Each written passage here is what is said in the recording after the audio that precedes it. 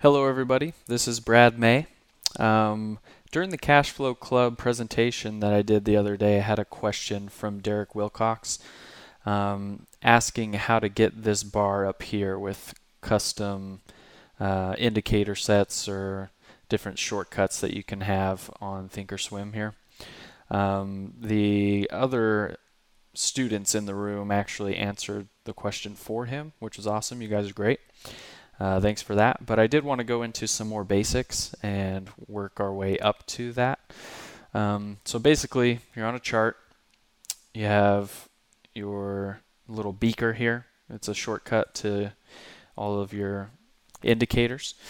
And these are all the indicators that I have on this chart behind the screen.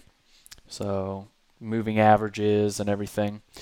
Basically, if you want to add any indicators to your chart, this is a crazy long list of all the indicators you can choose from. And you can actually search for anything that you want. So if you wanted a MACD indicator on, you double left click on it and it would add it down here. And then you can apply and you can see the MACD is down here at the bottom of my chart now. Also, you can combine two indicators if you want.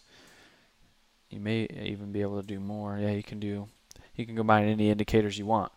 Press apply. You can see that combine those three indicators into one. That's not very useful. But in cases where if you wanted to see implied volatility and historic volatility right next to each other, you could combine them on a chart if you wanted. And I do that on occasion. If you want to separate them, you just pull them to these little empty cells. Just drag or click and drag and then apply and it'll separate them. So I'm going to delete the MACD. Anyway, once you have everything in this over here, you can save as set. So click that and then you can name it whatever you want. It'll show all of your custom ones already if you want to overwrite one or something like that. And click save. I'm going to click cancel because I don't want to save it. But that will save it into your sets of indicators. And then you press OK. So now, how do we get this bar up here? You go to this little cog that says chart settings. And under the general tab, go down to my tools down here at the bottom right. And mine says on each chart. If I turn it off, you can see it'll go away. Put it back on, apply, OK, and then you'll see this little pin over here. If you unpin it and go away, it'll actually give you a little bit more chart room, and then you can just hover over there and get it back. I like to pin it, but that's up to you. Now you can see I can go through different indicator sets. For example, implied volatility, historic volatility, like I said before. I can also do seasonality is one that I've set up.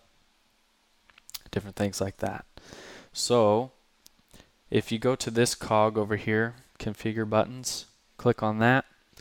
You can actually click on any of these that you've already set up and you can name the button whatever you want. Change the button action. So you can even do drawing tools if you wanted to. You could do a shortcut to a trend line or something like that. Any study you want or study set that you've created or style set that you've created you can have in this. And I think you can have up to 7 different buttons at one time is the max. So okay, now when you're done, then it'll go back to normal. What these 3 little boxes mean, this says apply to chart. So this will just apply whatever you press on to this chart.